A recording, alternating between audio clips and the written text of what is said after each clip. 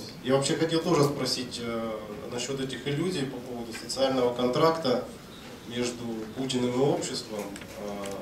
Ну, как бы, ты говоришь, что с 2000 года это началась как бы проблема ущемления гражданских прав, но если заглянуть в прошлое, то, в общем-то, это не прекращающийся процесс. И я бы не сказал, что при Ельцине там было намного лучше, просто люди не замечали, может быть, этого.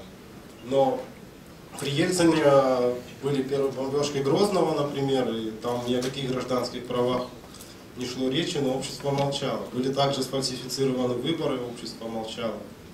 И непонятно, почему общество сейчас, скажем, будет более активно. Ну, оно вот проявило свою активность и, скажем, его задавили, да? Но политическая реформа, она же возможна только в той стране, где есть способы влиять на власть, то есть выборы. А каким образом ты видишь возможность политической реформы в стране, где нет возможности выбирать? Это мне непонятно. То есть что должно произойти, чтобы эта реформа началась? Каким образом выборы? Смотрите, во-первых, мне бы очень не хотелось, чтобы меня воспринимали как адвоката ельцинского режима. Возможно, возникло некое недопонимание. Когда я говорил о формировании в 2000 году социального контракта, я говорил о том, что в отличие от Ельцина, Путину удалось этот, собственно, контракт с обществом заключить. Но это не значит, что в 90-е годы не было нарушений или ущемлений. Как я уже подчеркнул, в 1993 году в России была принята абсолютно самодержавная конституция, которая давала президенту чрезвычайные полномочия. Причем конституция была принята в результате, давайте называть вещи своими именами, гражданской войны. Говорить о том, что общество молчало, наверное, не вполне справедливо, потому что по Москве тогда ходили танки и стреляли по Верховному Совету. Ну, там люди, может быть, и молчали, танки говорили. Трагедия, на мой взгляд, случилась в 1996 году, когда были фальсифицированы выборы, когда под лозунгами благих намерений было принято решение использовать административный ресурс, установить цензуру для того, чтобы сохранить президентство Ельцина.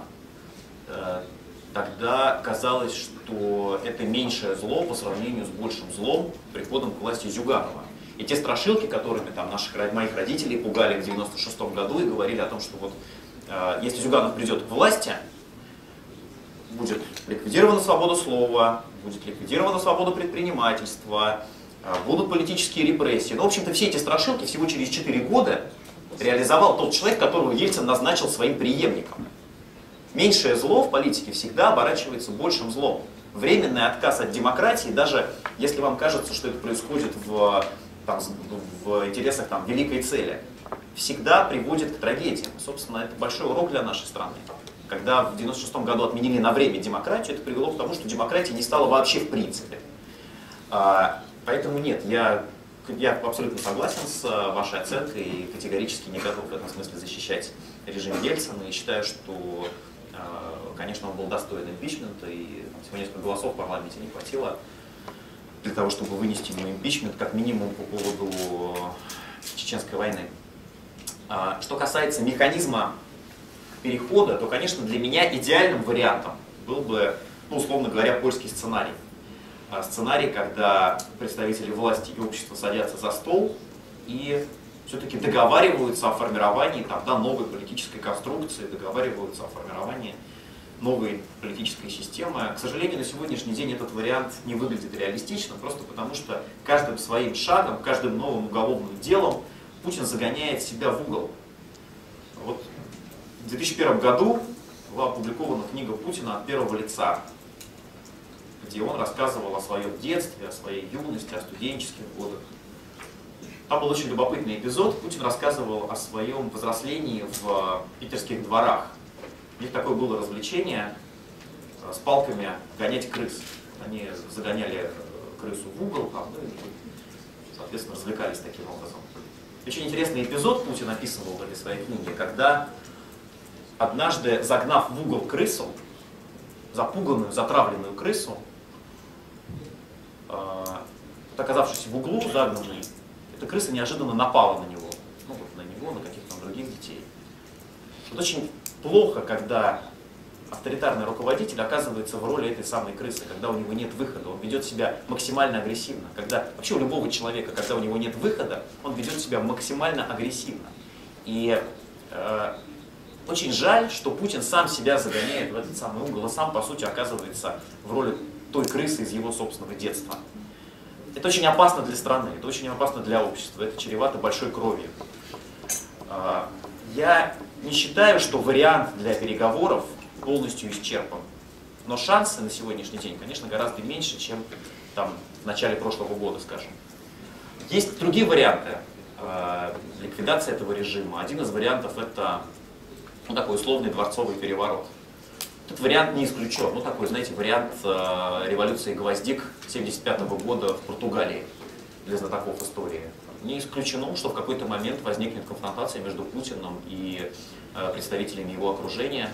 Уже сейчас, в общем, видны некие признаки коррозии в истеблишменте. Уже сейчас видны признаки конфронтации, потому что Путин перестал отвечать интересам значительной части элиты. Ну, по крайней мере, это моя оценка. Тот факт, что Путин оказывает давление на свое окружение, на лояльные ему элиты, вынуждает их отказываться там, от счетов в иностранных банках и фактически ведет такую линию на изоляцию России. Это, конечно, пока еще не Беларусь, это, конечно, далеко не Северная Корея, но линия очевидна. Путин ведет такую политику, по крайней мере, риторика Путина, она ведет к изоляции страны. Это далеко не всех устраивает. Это совсем другой истеблишмент, это не функционеры КПСС, не сотрудники КГБ СССР. Они привыкли ездить за границу, они привыкли отправлять детей учиться в лучшие университеты мира. Они имеют значительные экономические интересы за границей. И в конце концов, эти противоречия могут вылиться в такое решение о смене власти сверху. Путин прекрасно это понимает, я думаю, очень этого боится. Ну и третий вариант – это народное движение снизу в результате каких-то там политических или социальных катаклизмов. В конце концов, там выйдет людей столько на улицу, что остановить их будет невозможно. А что? Илья, а что? Какой должен быть? Да, что должно случиться, чтобы... Понятно, что вариант с дворцовым переворотом — это не политические реформы, это просто дворцовый переворот. А что должно случиться, чтобы люди вышли на улицу? Ну, дворцовые перевороты тоже бывают разными. Если вспомнить, опять же, революцию гвоздик в 1975 году в Португалии, да, это была революция, по сути, в стране была установлена хунта. Это были высокопоставленные чиновники Министерства обороны, полковники, капитаны, движение капитанов это называлось, да? Но именно эти люди фактически обеспечили стране демократическое развитие. Именно они установили демократические институты. Да, у нас, конечно, совсем другие генералы в стране, там, да, но тем не менее я бы такой вариант полностью исключать не стал. Что касается выхода людей на улицу, то это невозможно спрогнозировать. Ну кто мог спрогнозировать в 2011 году, что какие-то там выборы в Государственной Думе, которые никто не воспринимает всерьез, станут поводом для столь масштабных протестов? Может случиться что угодно. Чиновничья машина с мигалкой собьет девочку на улице, там может просто что угодно случиться, да, потому что в конце концов, это вопрос критической массы, которая накапливается в обществе. Знаете, мой преподаватель в университете однажды сказал мне, революции случаются не благодаря революционерам, а иногда даже вопреки. Поэтому исторический процесс развивается таким образом, что перемены в России будут неизбежны. Наша задача приблизить этот момент всеми силами. Вот то, что мы делаем, я верю, тогда это приближает этот день. Но то, что перемены рано или поздно случатся, и они будут носить масштабный характер, я в этом абсолютно уверен. Нашу дискуссию, к сожалению, не слышат переводчики, и, соответственно, те, кто слушает нас через наушники. Но я вижу уже два вопроса, один на первом, один на последнем ряду. Пожалуйста. Магомед, да, председатель Союза чеченской молодежи. У меня один вопрос. Как все помнят, Путин пришел к власти на главном коне, это решение российско-чеченского конфликта. Как вы считаете, он решил этот вопрос? Ну, вопрос решен отчасти, явно не в интересах российского и чеченского народа. По сути, те люди, с которыми существовала конфронтация, лидеры этого, скажем так, подполья чеченского, они сегодня находятся во главе Чечни. И надо понимать, что в Чечне, ну, мне вам рассказывают, да, в Чечне российские законы не работают. Там есть свои законы и свои нормы, свои правила. Фактически действие Конституции и так ограниченный, да, на территории России, в Чечне работает полностью. На мой взгляд, в Чечне заложена очень серьезная бомба замедленного действия. Да, на сегодняшний день ситуация выглядит более или менее спокойно, но вот эта бомба, она в конце концов неминуемо взорвется. Кадыров один из наиболее одиозных региональных руководителей в нашей стране. Кадыров человек, которого, на мой взгляд, совершенно справедливо обвиняют в очень серьезных преступлениях. Кадыров человек, который, как справедливо, мне кажется, утверждают, замешан в масштабной коррупции. И в этой республике происходит, и в соседних республиках, в Дагестане, в Кабардино-Балкарии, происходит очень серьезное внутреннее напряжение, которое в конце концов неминуемо взорвется. Путин решил проблему в очень тактическом ключе. Да, вот на короткое время, на какое-то обозримое будущее, действительно ситуация успокоилась. Но то, что в конце концов ситуация взорвется, у меня нет никаких сомнений.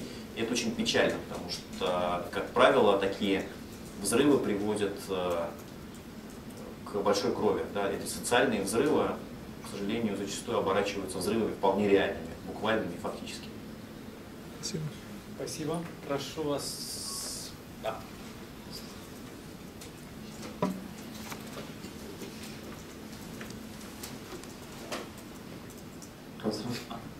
Илья, Представьте только, пожалуйста. меня зовут Сергей Тюрин, интернет-медиа менеджер.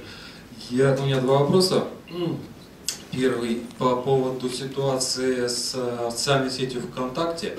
Как вы считаете, ситуация с преследованием генерального директора ВКонтакте Павла Дурова вызовет ли она бегство серверов из России? Потому что были изъяты часть серверов, которые записывали камеры наблюдения. Как вы думаете, спровоцирует ли это бегство серверов? И второй вопрос по поводу,